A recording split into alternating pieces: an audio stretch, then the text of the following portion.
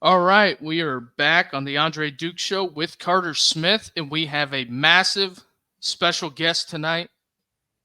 Kirk Barton, former Ohio State offensive lineman, former NFL player, and it is a massive thank you, Kirk, for coming on. How are you doing? I'm doing great, man. I appreciate you guys having me, and I love the massive shirt. That is that's my favorite shirt I've ever created because we put massive in our YouTube titles a lot, and then people made fun of it that don't like us, and I was like, well, I'm gonna put on a shirt and we're gonna sell it. And we sold more of those than any item in our shop. So thank you for buying that. I appreciate you, my man. Nope, no problem. Carter, how are you doing this Man, I'm evening? doing great, man. Just going through the week, getting it done. Super excited to have a chance to talk with Kirk. I loved Kirk when he was a player at Ohio State.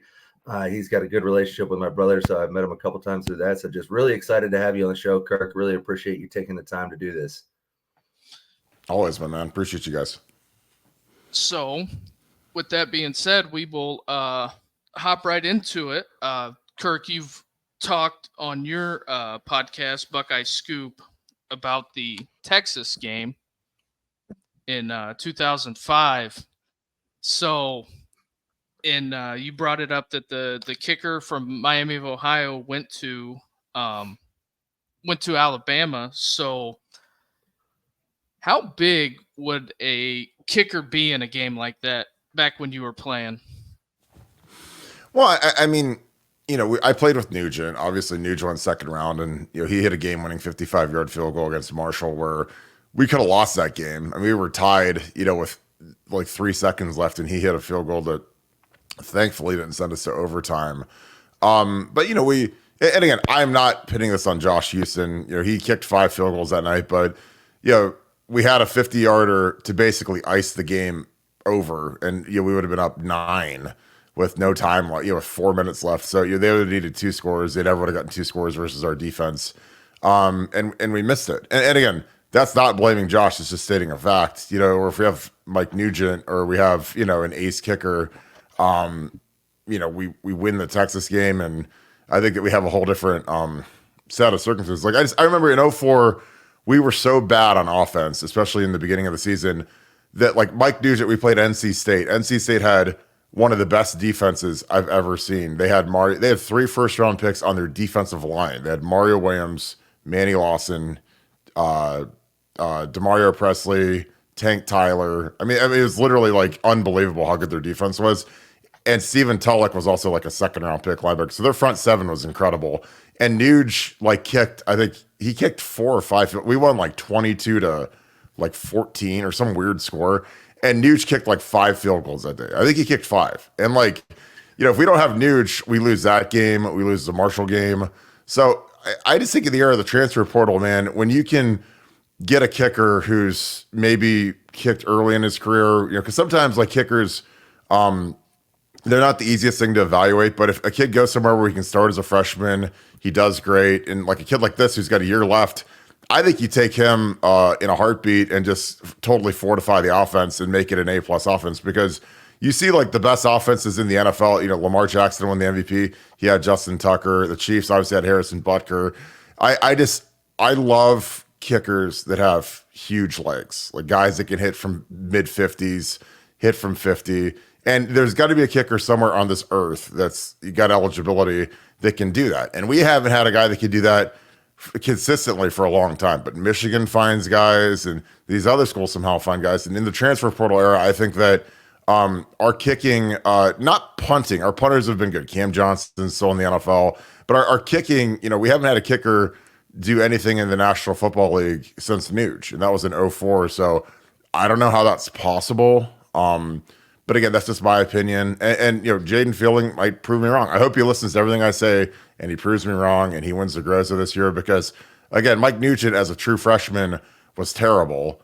And then as a sophomore, he was the best kicker in America. So things can change. But I think that kickers are valuable. And again, I know everyone makes fun of kickers and they're not real players, but when they win national championships and they win Super Bowls, and they're the guys that have their balls on the line, with 1 second left, and they got to ace it down the middle to win the game. Like that counts to me. So that's just my opinion. I was very disappointed we didn't get this kid from Miami because I was praying that he'd hit the portal, and he did. And then, of course, he goes to Alabama. So those are my thoughts.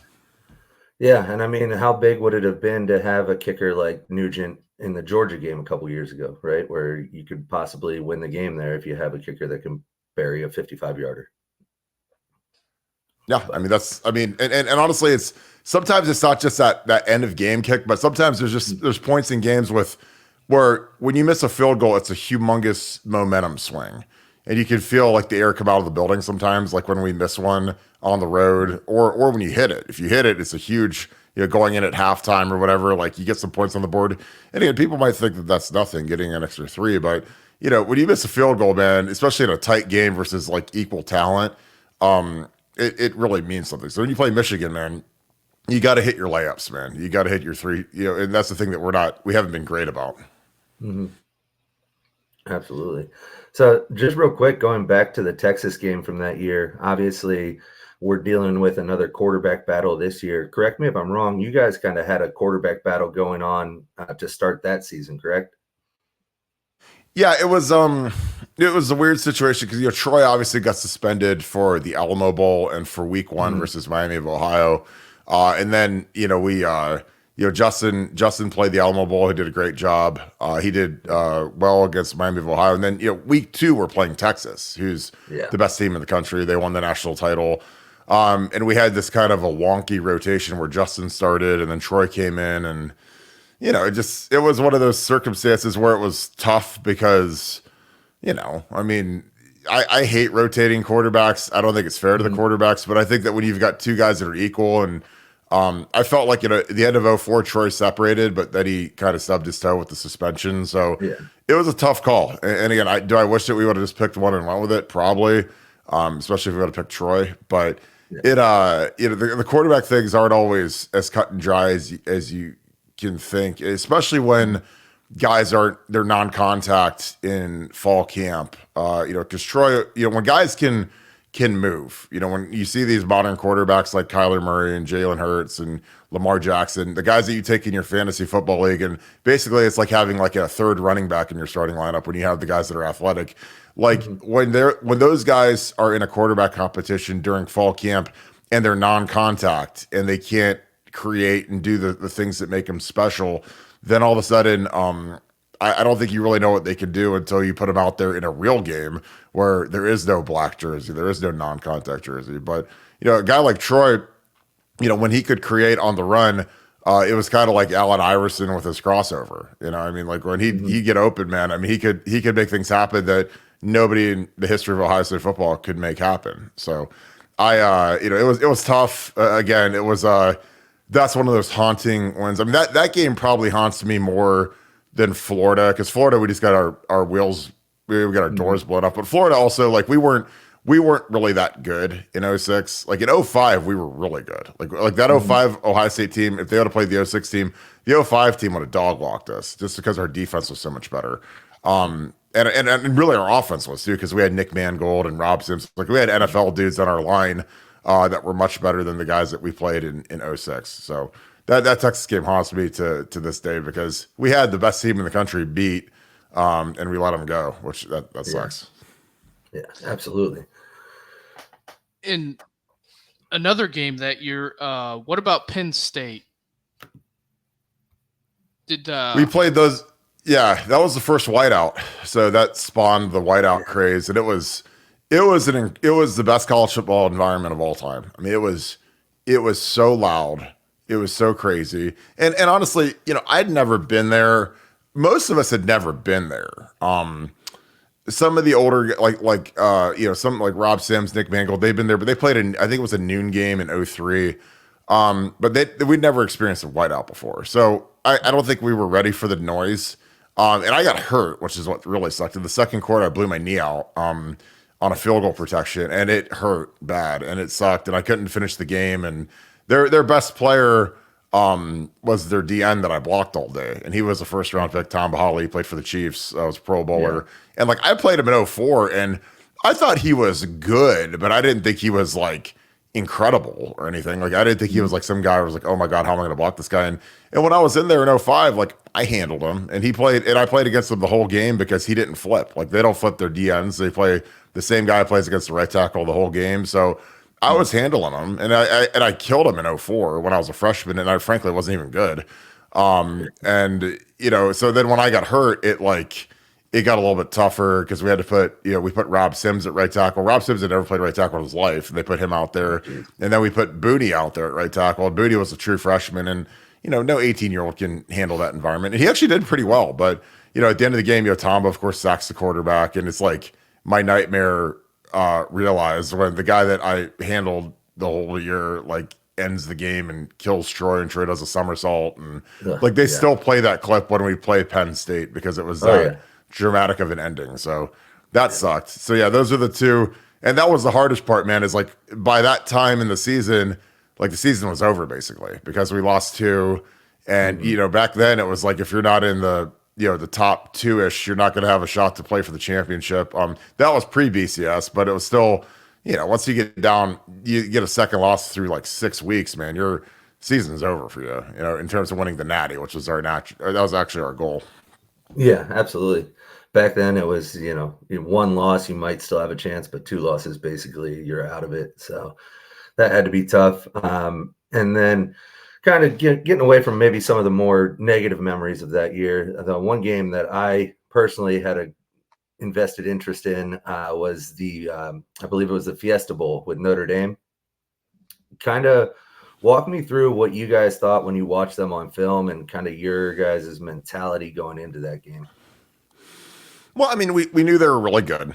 We knew that they had a lot of NFL guys that were really well coached. People can say whatever they want about Charlie Weiss, but their offense was really good. I mean, Brady was playing at a very high level. Obviously, he was a guy that probably could have left and been a top 10 pick. I don't think it's safe for his senior year helped him. I think if he had left after that third year, he would have made more. Good running back. Darius Walker, their line was really good. Ryan Harris had a bunch of NFL guys. Ryan Harris, the left tackle, good player. Samardzija, who ended up being a pitcher in the big leagues, was a force as a wide receiver. Defensively, I remember they had Victor Amiri, who again they were another team that didn't flip. So I played against Victor Amiri the entire game, and he was the best player on their entire defense. He ended up being a second-round pick by the Eagles. They had Tom Zibikowski, who we actually had the same agent, so we actually became pretty tight once we got to the league. Nice. But they had dudes, but again, we had guys that could really run, and we thought we could get after their back end a little bit, and we did. That's why we were throwing it up over the top to Teddy and San Antonio, and we didn't think they could run with us, and they couldn't. So that was something that our game plan was let's take them deep, and we knew they were going to blitz. It's kind of funny when you study these teams is that what are the weird things you study, or what could they do against you that they maybe haven't shown on film, given the break, given a 30-day absence between the Michigan game and then the bowl game. So we didn't have a Big Ten title game back then. So after we beat Michigan before Thanksgiving, we didn't play again until January. So it's a big 35-day window. So you could literally install an entire new defense. And we thought they were going to blitz us pretty heavy just based on our runs and our tendencies. And the one end around, the Z around, which Chad Ginn was the Z, which is your flanker, your speed receiver. We did a self scout and we ran to the right behind me 75% of the time that year. So we ran our signature play, which was it was called 8 load, which is an option play that Troy never pitched it. It was an option play where he never pitched it. He only carried it. And against Iowa, we scored 2 touchdowns with it. We ran it a lot, but we put in a reverse off of it. So you start the option action, and you see the linebackers come flying right into the hole where we'd hit it, because I'm sure that they went over that with their scout team for a long time. And they overcommit big time to where the play was going, but then you have Ted coming back the other way on the Z around. So there was nobody there. And San Antonio had the best crack block, and he'd have been thrown in prison if he did that today because he'd been targeting and everything else. But San Antonio killed their walkout guy, their walkout linebacker, killed him, took him off his feet. and Ted was like off to the races. So Yeah. I just remember our offensive staff did a great job. Tress, Bowles, like Jim Bowman, those guys really did a good job of scheming those guys up. And our defense played well. I mean, they weathered the early storm because Notre Dame went right down the field and scored to start the game, and then they clamped up a little bit. And but it was good. I mean, we knew it would be a challenge, and those are the fun games because they had equal talent to us. We were probably a little more talented, but it wasn't like the normal huge gap of talent that Ohio State football normally encounters on a Saturday. Yeah, absolutely. That was the one thing that I wondered if you'd touch on, just because watching the game, the thing that jumped off the screen to me was just how much faster you guys were, at least at receiver, compared to the defensive backs. It looked like they were running in long grass and you guys were on AstroTurf. Yeah. I mean, we're lucky we had Ted and Santonio and Gonzo and obviously Gonzo. That play where he didn't catch it was the play of the game, where Zibikowski picked it up and ran it back to the house because that was that was like the early times of replay where they said that he didn't catch it and it was incomplete, because that was going to be a fumble for a touchdown. Yeah. And I was like sitting there, I was like, please God, do not let this be a touch, because that would have tied. I think that would have tied the game, but we were able to go down and score and ice the game down. But yeah, it was those are tight games, and again, that's why it's fun at Ohio State to play against teams that are equal talent or close, because then you have to really, you got to really be sharp. You can't just, Ohio State 99% of the time when we play, we've got better players than the other team on the sideline. But there's that 1% when you play Georgia or you play a good Notre Dame team, where you got to actually, win. You have to go win the game instead of just being better than they are. So it was a fun night, and I didn't know that'd be my last bowl win, but it was really fun, and I think it kind of set us in a little bit of a trap where it was like we had this streak of going to the Fiesta Bowl. We stayed at the Fairmont Scottsdale Princess, and then we wore the white jerseys, and we beat the Hurricanes. We beat Kansas State. We beat Notre Dame. So then, of course, the next year we play Florida and we get our breaks beat off. And it's like, but we stayed at the same hotel and wore the same. We were the 1 seed and we wore our white jerseys. Because again, like, I don't know if it was superstition or what it was, but it just kind of is what it is. I mean, it didn't matter what color jerseys we were wearing. I'm just being funny, but it was like we like fell into the trap of familiarity. And again, I get it, because if you wear the red jerseys against Florida and we lose 41-14, then people are like, why did you wear the white jerseys? You could have did that. Yeah. And we were undefeated in it. So it's just one of those like funny things that you think about sometimes 20 years later. Mm-hmm. Yeah, for sure.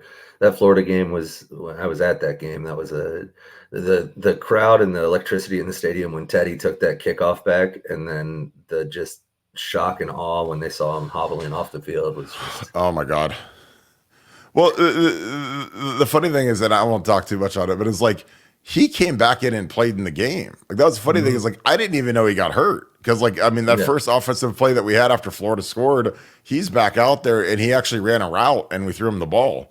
So like it wasn't like his leg was like the bone was poking out of the skin or anything. Like, so I didn't know what was going on. Obviously Ted was too hurt to play, but I remember like I asked him that, and the thing, I was like, why aren't you in? And he's like, and he looked at me and he's like, come on, man, let's go. And I'm like, I'm like, and again, I love Teddy, but I was like, why aren't you playing? Like, I mean, we need you. You're the best. You're literally the best player on our team by far. You were the 8th overall pick or 9th pick in the draft. Like, no one else on the team was anywhere close to the top 10 in the draft. So, I mean, that was like one of those ones where you just know that it ain't going to be your night when your best player gets hurt on the first play. You're just like, there's sometimes in football where you're just like, God, this is going to suck. And it was like, I tell people, like, it was like with the 49ers last year in the NFC Championship, like they lose Brock Purdy and then they lose their backup quarterback and they're down to Deebo Samuel playing quarterback. Like, you just know that, like, sometimes in football, man, it just ain't your night. And that was a night. It was definitely not our night. And again, it's not taking anything away from Urban. Urban was the master of getting guys ready to go. And those guys were hungry and disrespected, and they played that card up to the hill, and they smashed us. And again, that's, like, I tell people, that's the beauty of football, is everybody who's ever played or coached has had their brains beat out at some point. It doesn't matter if you're Nick Saban, Dabo Sweeney, Ryan Day, like that's the beauty of it. Bill Belichick, at some point it's gonna be your turn to get smashed. And that was our turn, and it was a humbling night, but it was a terrible night. But it's just part of life. Like, you don't get to win them all, and it sucked because I felt terrible for Troy because that was a game that haunts his legacy because he probably, if he wins that, he's probably the best Buckeye of all time. But it just kind of is what it is. Yeah, definitely. I mean, coming off winning the Heisman, and I mean, it's not like Troy had a bad game that game or anything either. Well, I mean, he didn't have a chance because we didn't run the ball. He didn't have his number one receiver. Again, it's like if you take Kelsey away from Mahomes, or when you see these quarterbacks, if their number one guy goes down, sometimes if they're just really incredible, they can still make it work. But a lot of times, man, it's tough. When you don't have your top guy, and again, like we just didn't play well. Like we didn't play. I mean, there wasn't any fast. Like our offense, we sucked at offense, but our defense gave up 41 points too. We had a bunch of personal fouls. We played dumb football. So, and Urban was ahead of his time with that offense. That offense was. I was sitting there watching that, man, and our guys were out of gas. Our guys were winded, tired, and I was watching it on the big screen, and they're the way that they stretched the field horizontally. In the running game, I mean, our guys were basically like running gassers the whole game, and they were exhausted. So Urban was ahead of his time with what he did there, and I was excited when he came here because I got to learn that offense, and it was really cool. Yeah, absolutely. In another game from your playing days, how about the game in 2006? What was the build up going into that game? Well, I think it was one that obviously, like, when you look at the schedules, and it was like once we got past like Penn State, we knew that it was kind of Cupcake City, and we had a scare against Illinois, but otherwise it was, we were coasting, and so was Michigan. I mean, Michigan got past Notre Dame or Penn State or somebody, and then they were coasting, and it was like we saw what was coming. After they smashed Notre Dame, they jumped up in the polls pretty high, and that's what made it the magic of the 1-2 games. They beat that Notre Dame team was like a preseason number 2 team. I think they were because they'd played us, and they had like 20 guys come back. So Brady was back and all those guys, and Michigan just smashed them out at Notre Dame, and so we knew they were going to be good. And again, they were good in 05. They just they had some bad losses. They were injured, but they still had sometimes the record doesn't reflect the talent level because they still had Alan Branch and Lamar Woodley and Leon Hall and Mario Manningham. They had guys that were like dudes, like real dudes. Jake Long, obviously first overall pick in the draft. So we knew they were going to be good. They put in a new running game. They ran the Denver Broncos zone offense, and they were really good at that. And they were like just buzzsawing teams when I'd watch them on film. And I think that we knew it was going to be a big challenge. And I worried about our defense in that game because I thought our defense was good. I didn't think it was great, and I was right. And we ended up giving up like 39 points, but thank God we scored 42. But that was the most points I think we'd ever given up to a Michigan team, I think. But it was, hey, we scored 3 more than they did, and it's a team game. But, I knew that their offense was legit because, I mean, when you've got Manningham as your number one guy, Mike Hart was a good college player, not a good NFL player. Jake Long is your left tackle. Henny, who played like 15 years in the league, was a really good quarterback. Like, you knew it was going to be tough, and you knew you weren't going to shut him out. And the buildup was crazy. And then, Bo dies the day before the game, which makes it even crazier because you've got, the guy that they're we've got the Woody Hayes Center, they've got the Schembechler Hall. So the guy that their football building's named after dies the day before the game, or Thursday before the game. It was nuts. So, yeah, there was a lot of pressure to win, and I don't know if we blew our stack that night and we ran out of gas for Florida, or we thought we were too good, or what it was. But it was kind of like we sold out to beat Michigan, and then we didn't have that same. We didn't play anywhere near as flawless of a game against Florida, obviously, because that Michigan team was a team that I think they kind of suffered the same fate where they kind of blew their energy, and then they didn't do well in the Rose Bowl versus SC either, because I think we were so exhausted from that game, and they were probably defeated from losing that game. So I always kind of wonder about that because we didn't look like the same team, and sometimes that happens when you've got all this energy and you expend it and then you get to win. Then you really need the coaching staff and the leaders to beat you back down into a submission to get ready to go for that next one, because it's hard, man. You beat Michigan in that 1-2 game, like the environment around Columbus is different.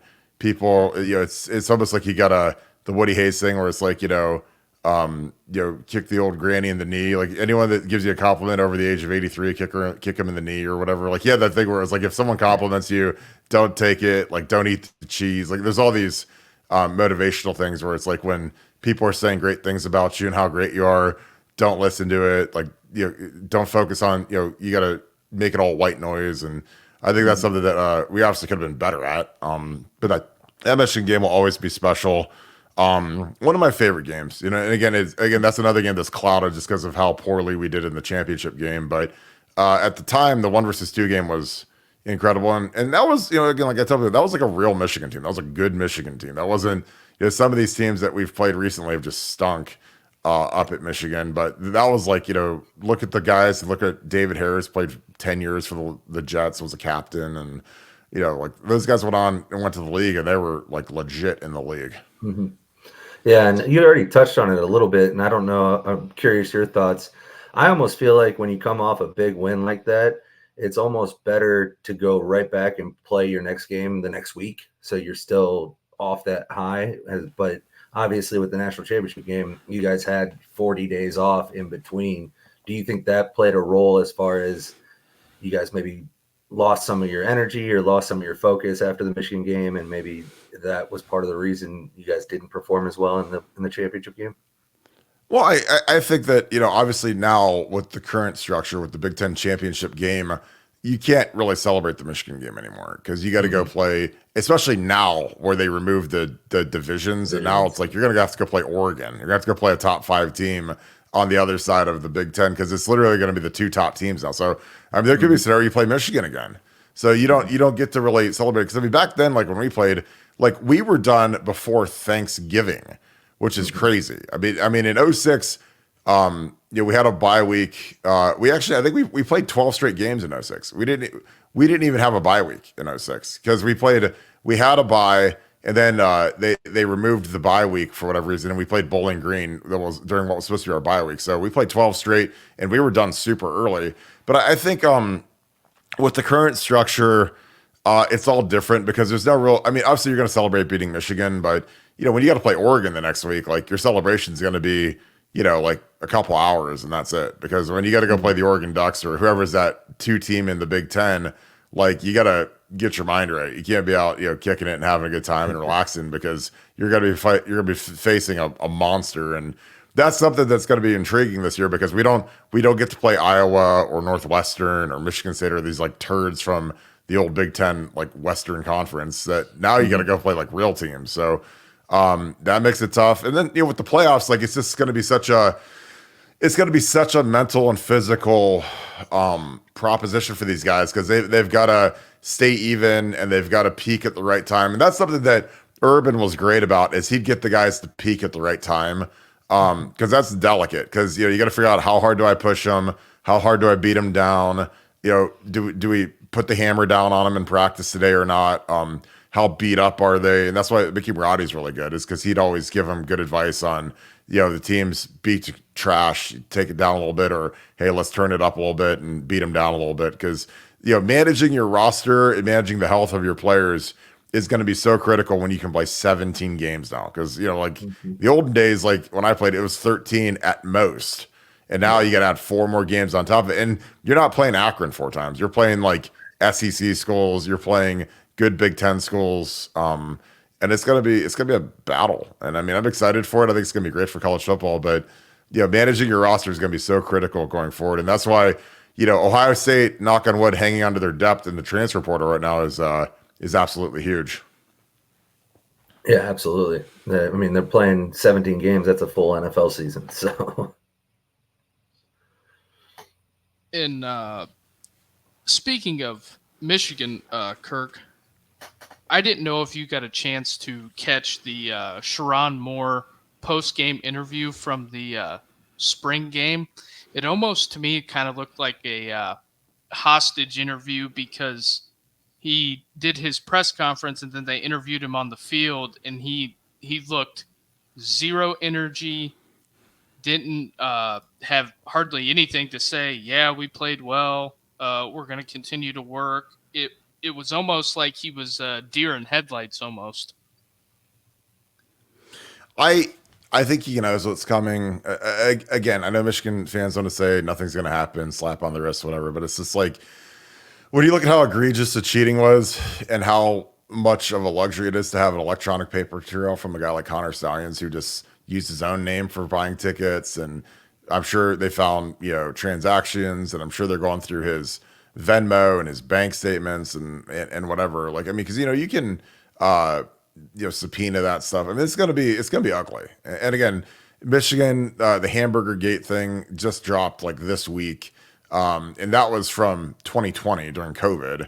So these things take time. I know everybody's like they want instant justice and instant executions, but the NCAA has got to be thorough. And honestly, some of this information takes time to get, and I think that they're going to be smashed. And again, I say it, I've said it a billion times on my show. Like every single coach left. The strength coach. I mean, Jim Harbaugh pillaged the entire Schembechler Hall of every coach that he could get except for Sharon Moore, and the guys that he didn't want. So he didn't want Mike Hart, obviously, because Mike Hart's a head case.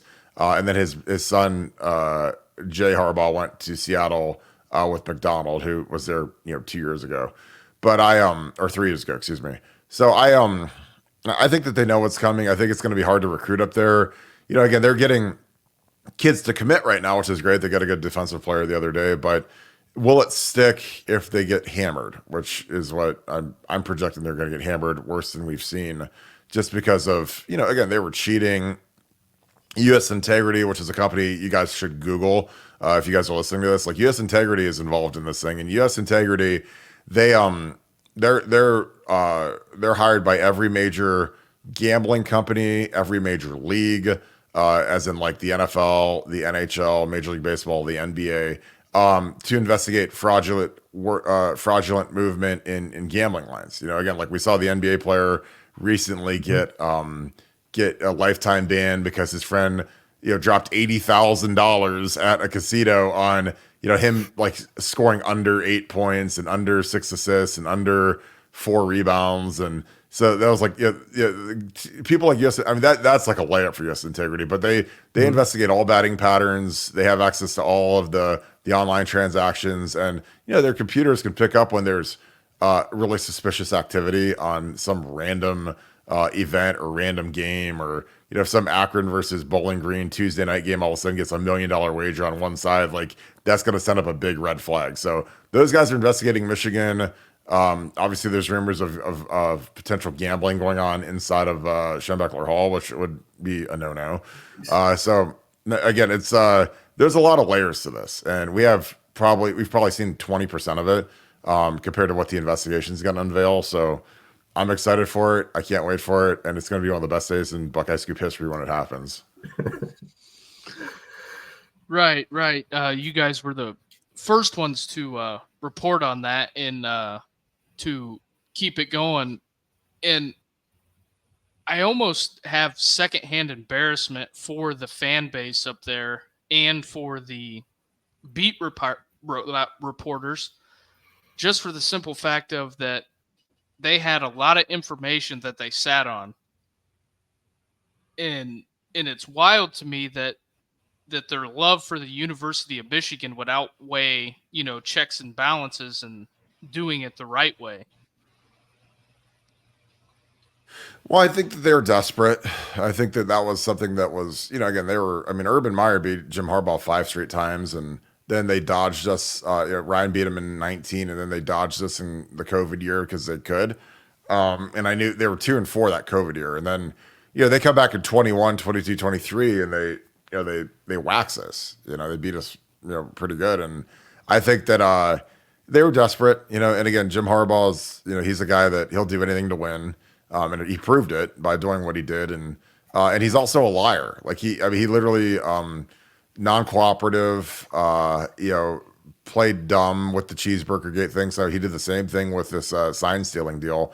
And again, like I always tell people, like I've been, it's like, your brother Zach, he's been a coach. Like if Zach was calling plays for Ohio State or Michigan or wherever, like he's not going to listen to some intern unless that intern is giving him like the golden ticket. Like he's got the Grace Sports Almanac of plays, and he's like saying, "Oh, this is a run. Oh, this is a pass. Oh, this is a coverage we're getting." Like and Connor Stalions knew it, and again, it was sophisticated. He studied it like it was a graduate level exam to know who was the signaler, who was the live signaler, what the signals were, and he was accurate. And again, even if you're not 100% accurate, even if you're 80% accurate, that's a humongous advantage. And again, I always tell people, like, you guys play cards, you guys play blackjack, you guys play poker. If you know what everyone else has and what's in the deck and what's coming next, like, is that an edge? I think it's an edge. I think it's the biggest edge you could ever. It's the biggest edge you could ever have. And again, that's why, if you try to do the card counting stuff in Vegas, like, you're gonna get, it's gonna be like casino where they put your head in the vice, basically, because they don't look kindly upon cheating and taking money and making money. And that's what Michigan did. And again, it might not have been in the form of gambling, but Jim Harbaugh just signed a about $100 million contract, 6-7 years, $20 million a year, off of winning a national championship. Because if he goes 2-10 again, no one's hiring him. But I think, like I said, it's gonna be fascinating to see this thing all wind down. Because again, I think that the stark contrast and how much better they got is pretty damning. They're 2-4 the COVID year, and then all of a sudden they turn into a juggernaut because they know what's coming. And again, I was a GA and an intern, and when I got to draw blitzes, when the coach would say, "Hey, pick any blitz you want to run against our this play," I would literally look at what the protection was. I'd know what the protection was, and I would pick the perfect blitz to get home versus that protection. Something that guys just flat out couldn't block. They couldn't switch it, or I'd get them to switch it and change the protection the wrong way, and I'd bring it from the other side because I knew what would trigger everything. So that was kind of a huge edge for me. So that's kind of what they were working with. But like I said, I'm excited for the hammer to drop. Yeah, absolutely. Well, one thing that I wanted to just touch on, and we can get you out of here and get you on your way, but what do you think? I mean, obviously, we don't have a official starting quarterback. I know it's been reported that Will Howard will be the starting quarterback at Ohio State. What do you think his ceiling is as a quarterback at Ohio State?